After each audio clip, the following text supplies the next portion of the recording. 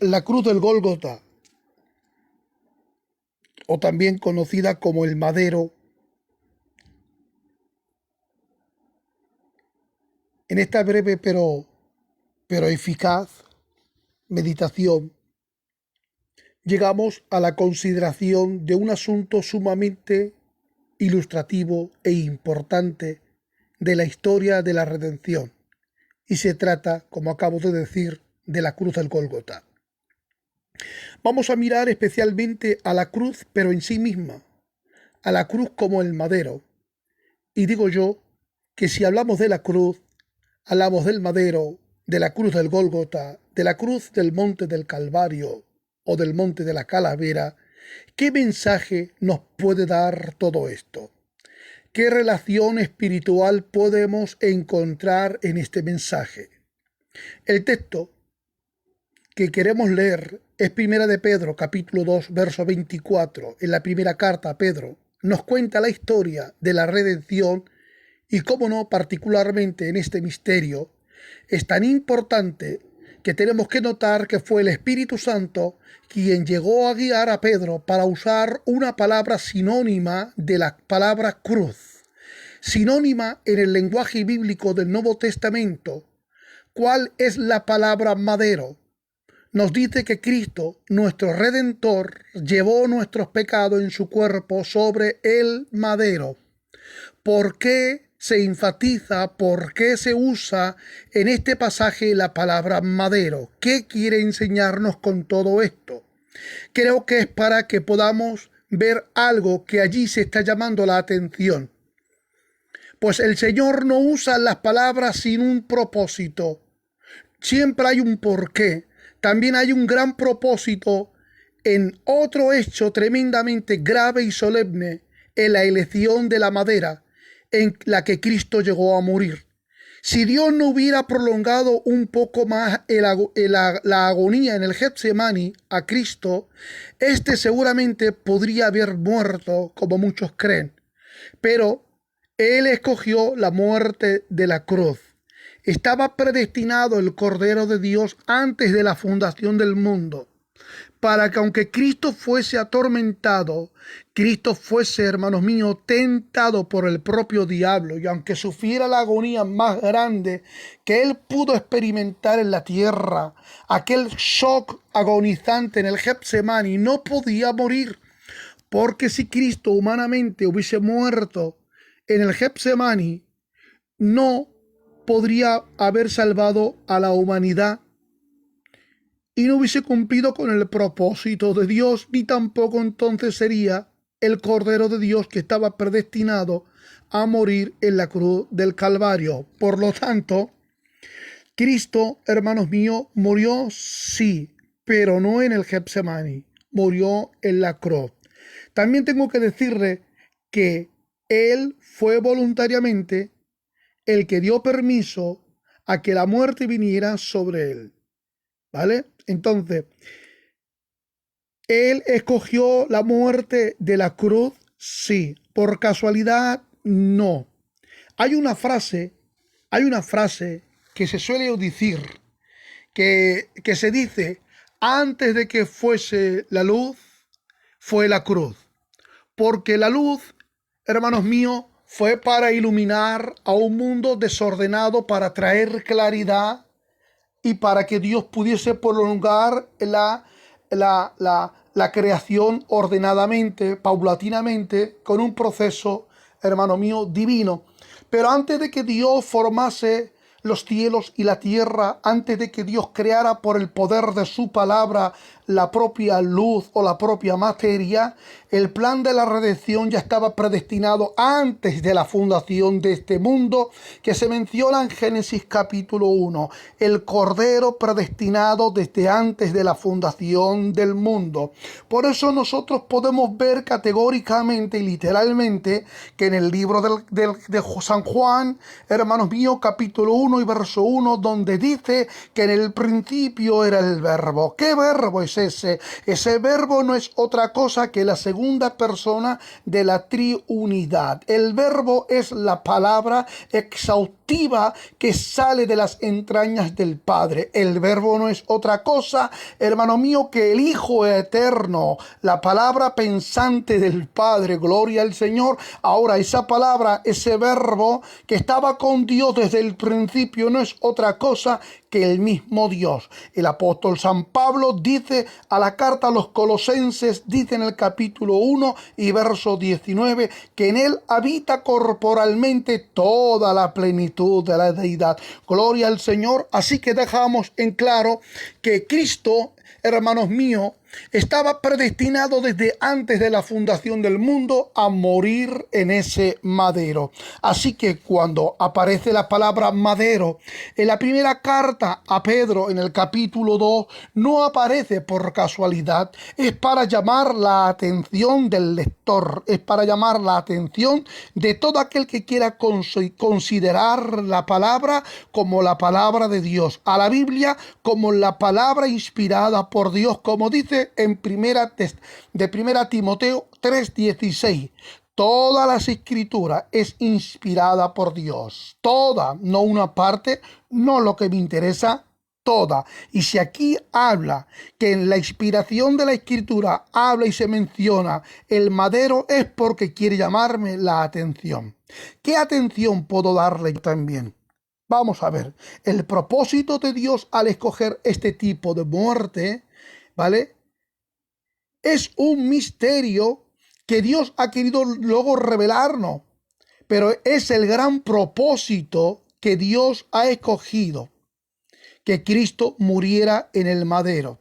¿Qué nos quiere enseñar Dios? ¿Qué nos puede enseñar la palabra madero a todo cristiano, a todo hombre que quiera estar interesado en la persona maravillosa de Jesús? La madera, el árbol que llegó a morir 2 veces. Miren, ¿qué es la madera? La madera es un elemento muy común, muy común.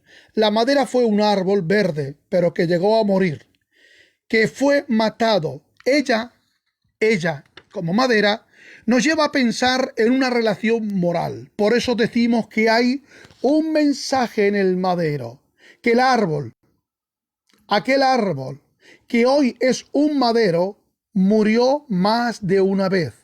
La primera vez cuando lo llegaron a cortar y fue derribado en tierra, pero aún le quedaba en su tronco, en sus ramas le quedaba vida. Una vez que fue cortado, no se podía utilizar inmediatamente para hacer de él mesas, sillas u otro utensilio. Había que dejarlo, por así decirlo, que muriera una vez más. Es decir, que se secara la vida que todavía tenía dentro en el interior. Y con ello podremos sintetizar una respuesta sencilla a la pregunta de un niño.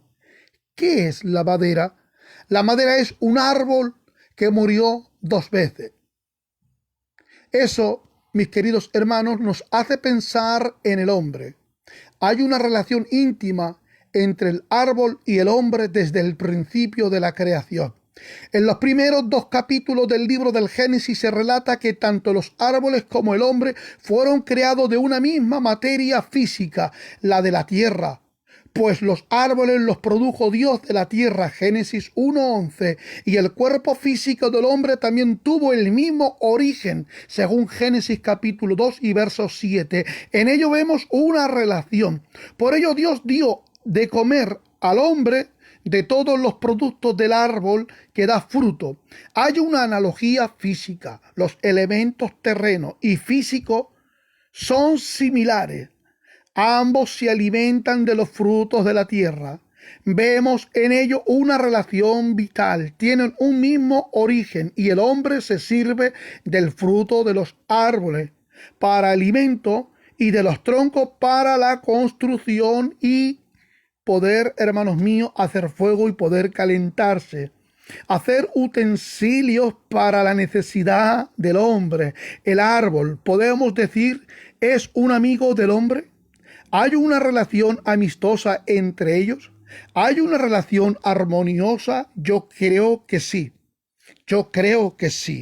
Pero hay otra historia entre el hombre y el árbol. Dios plantó en Edén un huerto, un hermoso huerto, en el cual había un hermoso árbol, un árbol muy especial, pues tenía un nombre concreto, el árbol de la ciencia del bien y del mal. Así lo declara Génesis capítulo 2 y verso 9. Un árbol que tenía implicaciones morales, que era bien y mal. ¿Qué fruta tan singular tenía, queridos hermanos? Tiene relación con el cuerpo, por cuanto es una fruta de un árbol, y tiene relación con el alma, por cuanto los elementos morales que están involucrados era el bien y el mal. Es un elemento físico, pero tiene ciertas relaciones psicomorales, psicológicas. Frente a este árbol fue puesto el hombre con un mandamiento: mas del árbol de la ciencia del bien y del mal no comerás de él, porque el día que de él comieres morirás. Así lo dice Génesis 2:17. Entonces Satanás, que es el tentador, vino y le dijo a la mujer: no moriréis. Dijo Dios que morirás. Satanás le dice: no moriréis. No moriréis. Sin embargo, ¿qué le dijo Dios? Morirás. Y ahora, el hombre tiene que decidir a quién tiene que creer. O creo a Satanás o le creo a Dios. Sabemos la decisión que se tomó. Una decisión de comer del árbol, y desobedecieron a la palabra de Dios. Desobedecieron a la palabra de Dios. Al desobedecer, mueren. Vamos a reflexionar un poco sobre este tema. ¿Pecó cuando comió? Sí, pero no fue ese el primer pecado que cometió. Antes tuvo que arrancar la fruta del árbol, y antes tuvo que mirarla y tuvo que codiciarla. Ello quiere decir que el hombre antes de comer ya había pecado en su corazón. El primer pecado es en el interior, que es la madre del pecado exterior. Eva cometió una serie de pecados antes de comer del fruto prohibido. Primero tuvo que decidirse entre dos declaraciones: la de Dios y la de Satanás. Y el hombre creyó al diablo. El hombre perdió por fe en la palabra de la mentira y por la incredulidad a la palabra de la verdad. Le repito, el hombre se llegó a perder por fe. Escuchen, se llegó a perder por fe. ¿Por fe en qué? Por fe en la palabra de mentira. Creyó por fe a la palabra de mentira y tuvo la incredulidad, dudó a la palabra de la verdad. Por eso, al final de toda la historia de la redención, el hombre otra vez solo se puede salvar por fe en la palabra de la verdad, rechazando a la palabra de la mentira. Pero en el huerto del Edén, Adán y Eva escogieron mal, tomaron una resolución moral interior que llegó a provocar que dentro de ello se estableciera una fuente de pecado: hacer mentiroso al Dios verdadero y hacer verdadero al diablo mentiroso. Ese es el pecado más grave de todo. Por eso el Señor Jesús dijo acerca del diablo: vosotros de vuestro padre el diablo sois, y los deseos de vuestro padre queréis cumplir. El homicida ha sido desde el principio, y no permaneció en la verdad, porque no hay verdad en él. Cuando habla mentira, de suyo habla, porque él es mentiroso y padre de mentira. Esto lo dijo el mismo Señor Jesús en el Evangelio según San Juan, capítulo 8, verso 44. Todos los hombres, desde el momento de la caída, somos hijos del diablo, hijos de mentira. Aquel momento en Edén fue cuando el diablo engendró hijos hombres por la mentira. Y podemos decir que, aunque el hombre no hubiera comido ya había pecado, pues el comer, escuchen bien, queridos hermanos, el comer solo fue la consecuencia del pecado que ocurrió dentro del corazón de esta primera pareja. Hay otro pecado que cometió el hombre contra Dios. Además de comer, él le debía sumisión a Dios, su creador, y el creador tenía legítimo derecho de autoridad sobre él por este hecho. Pero el hombre se rebeló contra Dios, contra la autoridad legítima, aceptando una autoridad sin derecho e ilegítima. Solo Dios tenía derecho al poder decir al hombre aquello que le había de hacer. Y solo Dios había creado el árbol de la prueba. Dios tenía derecho sobre el hombre y sobre el árbol. Era el Señor. Dios se había reservado aquel árbol y el hombre se rebela contra la autoridad de Dios, contra su autoridad como creador y contra el derecho que él tenía de decir lo que tiene que hacer a su creación. Todo eso hizo el hombre antes de pecar comiendo del fruto del árbol. ¿Y qué ocurrió? Murió. Entonces, vamos a considerar ahora la escena de Dios viniendo al huerto después de que se haya producido la caída. Se ha cometido un delito y el huerto es el lugar del crimen. Hay una prueba de delito, el lugar vacío en el árbol. Falta la fruta. La ausencia de fruta es una acusación hacia el hombre de que ha cometido una serie de pecados. Esa es la prueba del delito cometido. Ese lugar vacío en el árbol está acusando a Adán y a Eva. Es un testigo de cargo. El árbol acusa al hombre y el hombre culpable se esconde. Ya están muertos y ahora se esconden de Dios. Tienen miedo. Han muerto espiritualmente.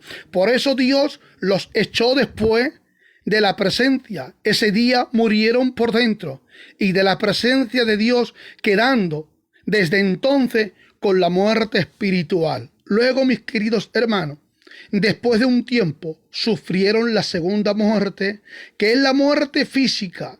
El alma y el espíritu, gloria al Señor, el alma y el espíritu se van del cuerpo. El cuerpo queda seco como una madera seca, como un árbol muerto 2 veces, cesa el hombre muerto 2 veces.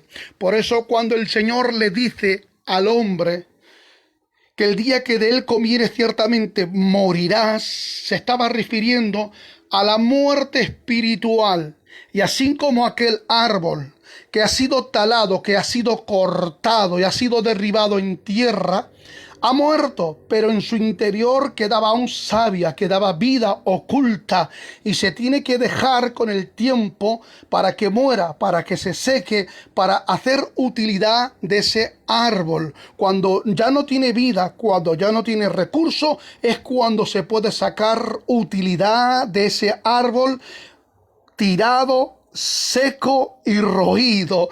Pues cuando el hombre estaba en su vigor, cuando el hombre tenía vida, al tomar del árbol prohibido ese fruto y ha cometido esa serie de pecados, hermanos míos, es el pecado espiritual. Es una ausencia de Dios, gloria al Señor, pero aún seguía teniendo en su interior, hermano mío, el latido del corazón. A esto se le llama la vida biológica, la vida orgánica, pero resulta que cuando es desechado del huerto del Edén, el hombre va muriendo cada vez más. El hombre va, hermano mío, se va degradando cada vez más. El hombre se ha constituido en enemigo de Dios, muerto en sus delitos y pecados. El hombre en su miseria ya no puede ser utilizado, ya no se le puede dar trabajo digno. El hombre ya está muerto, seco en gran manera, muerto 2 veces como el árbol. Gloria al Señor. Y esto me hace pensar en el hombre. Hay una relación íntima entre el árbol y el hombre desde el principio de la creación. En los primeros 2 capítulos del libro del Génesis se relata que tanto los árboles como el hombre fueron creados de la misma materia física. Gloria al Señor. Pero el hombre y la madera murieron 2 veces. Ahora, ¿qué quieres decirnos, chatos, con todo esto? Ya has dejado bien claro que un árbol muere 2 veces y así el hombre. Aunque en verdad el hombre puede morir por 3.ª vez. Porque si no se arrepiente, si no nace de nuevo, viene la muerte eterna, que es la separación, tanto lo físico como lo espiritual de Dios, por toda la eternidad. Ahora, mirad.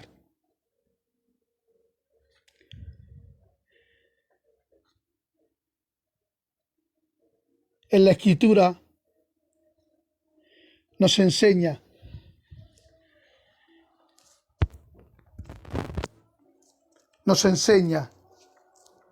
que ese árbol que ha sido derribado, ese árbol, hermanos míos, que ya ha sido desvalorizado, que ese árbol está agrietado, que ese árbol en el tiempo del pasado, en un tiempo era grande, frondoso y admirado, ahora es desvalorizado, ahora está tirado por tierra. Y cuando la sociedad o cuando el demonio te dice, ya eres el desperdicio, ya no sirves para nada, sabes que Dios coge y le dice a Moisés, a Aarón y a las 12 tribus de Israel, coger cada uno una vara, y empezaron, hermanos míos, pues a buscar entre la maleza, me imagino yo, a buscar entre el campo alguna rama, y quizás aquellas ramas secas que pertenecían a la rama de un frondoso y gran árbol, que era la codicia de muchos, ahora es desvalorizada porque ya está seca, porque está media rota, está agrietada, pero cuando la ponen en el arca, en la presencia del Señor, gloria al Señor, ha transcurrido una noche en lo secreto, en lo recóndito, en lo escondido, en la presencia, hermano mío, de la presencia del Señor, para que una vara, gloria al Señor, empezara a reverdecer, a recuperar la savia, a recuperar la fuerza, a recuperar el vigor. Y como consecuencia ha empezado a florecer y ha dado el fruto. Así el hombre que está muerto en sus delitos y pecados, que no solamente pecó en Adán, sino que comete pecado día tras día, y que el hombre está seco y que está desvalorizado, y que el hombre está, hermanos míos, arrinconado, que la sociedad ya no cuenta con él, porque quizás es lo peor de la sociedad. Pero escuchen, como esa rama entró en la presencia del Señor y tuvo futuro, porque en la presencia del Señor recuperó la fuerza, recuperó el vigor, tuvo vida y creció y dio fruto. Así es el hombre, por muy bajo que esté, por muy sucio que esté, por muy criminal que esté, ya puedes estar en lo peor de lo peor si entras en la presencia del Señor. Si tú le das tu corazón, si tú le das tus pocas fuerzas, que dices, no sirvo y no valgo, estoy siendo desvalorizado, los hijos, la mujer, la madre ya no cuentan conmigo, estoy tirado, no importa, en la presencia del Señor puedes recuperar tu dignidad, puedes recuperar honradez, puedes recuperar fuerza, puedes recuperar prestigio, puedes recuperar el ánimo, puedes recuperar una ética y una moral, y crecer y florecer en medio de una sociedad corrupta y comportarte como un hombre de Dios, dando frutos para Dios. Por eso quiero decirte, aunque el árbol fue muerto 2 veces, puede crecer en la presencia del Señor. Así que te animo, aunque el hombre tenga una armonía valiosa con el árbol, aunque tenga una relación estrecha, hermano mío, quiero decirte que hay un árbol que se llama el árbol de la cruz, aquel madero. Ese madero, si te abrazas a él, puedes recuperar la fuerza. Si te unes a él y le dices, es verdad, árbol, tú pertenecías a la rama de un árbol, pero te han talado y te han dejado secar y te has convertido en una cruz para que en ti fuera crucificado el más santo de todos los santos, que es Cristo, el Hijo de Dios.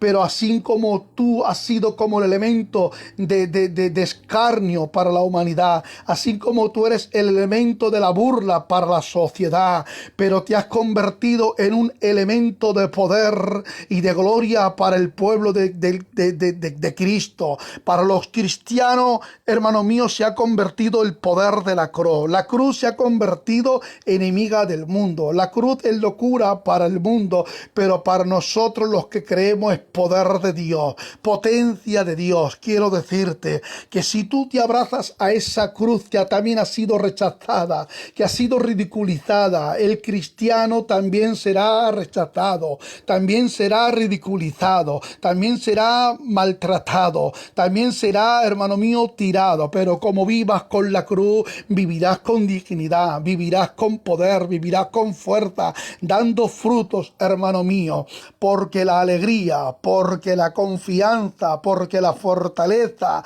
porque la gloria del hombre, hermano mío, está en tener entre sus brazos la cruz. Por eso Cristo dijo, quien quiera seguirme, quien quiera ser mi discípulo, que tome mi cruz, que se niegue a sí mismo y que me siga cada día, que no me siga cuando le interese, que no me siga cuando las cosas le van bien, que me sigan todos los días llevando la cruz, la cruz, la cruz de Cristo. Así que te dejo con esta reflexión. El hombre y la cruz. El hombre no puede vivir sin la cruz. Y la cruz existió porque sabía Dios que era la necesidad del hombre, que era el elemento de la salvación para el hombre. El hombre muerto 2 veces, como la madera. Así te digo, abraza esta madera llamada cruz. Este madero es tu amigo.